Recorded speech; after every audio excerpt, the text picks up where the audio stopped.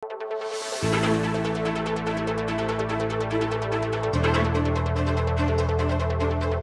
na kilala at alos maging ang yabuing sports utility vehicle o SUV ay ni aakit na rin otoridad king Barangay Cristo Rey Capas Tarlac anyang Sabado, June 22. May recover laki Messi labas sa kending identification card at ATM cards na ning 27 years old ay Geneva Lopez. Tumawag sa atin si Bureau of Fire na may nasunod na sasakyan doon, and then nag-conduct tayo ng investigation.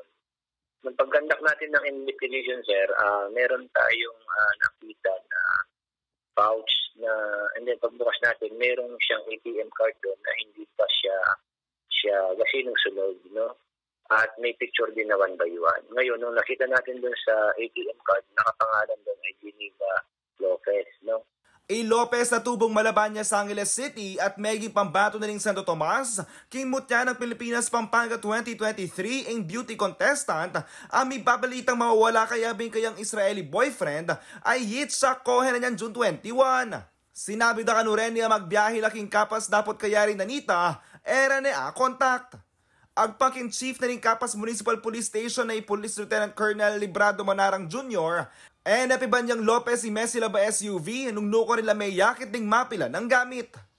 Hindi po sa kanya yung sasakyan at mayroong ibang owner tayo na ngayon pinapatawag na rin natin yung may-ari ng sasakyan kung paano napapunta kay organic na Ma'am Geneva at ng kanyang boyfriend yung sasakyan na nakita natin na nasunog dito sa bayan ng Capas.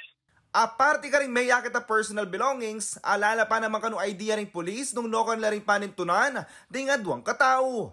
Balawas naman kanong karelang gagawang investigasyon dikil kanini. Ngayon, tuloy-tuloy pa rin yung conduct natin ng investigation and backtracking, no? As of now nga, sir, ngayon, nag-meeting kami ng mga intel operatives natin ng different agency tulad ng CIDG, tsaka ng mga counterpart dito sa Region 3, and then the Angeles CPO, sir. Regarding dito sa ginagawa namin na backtracking,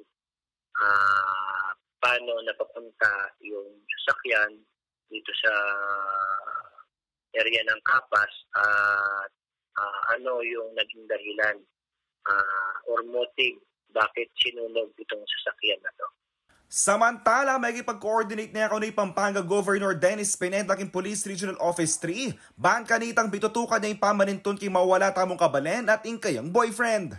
Kausap ko ang Regional Director kanina at ang Provincial Director, even na hindi di sa probinsya yung huling cited yung Kapampangan na kababayan natin, pinabibigyan ko kagad ng tutok sa ating Regional Director. I-update ho kami at malaman namin kung ano matutulong. Yako po yung kaya kayo talasuyo JM De Jesus, ating pusong makabalen.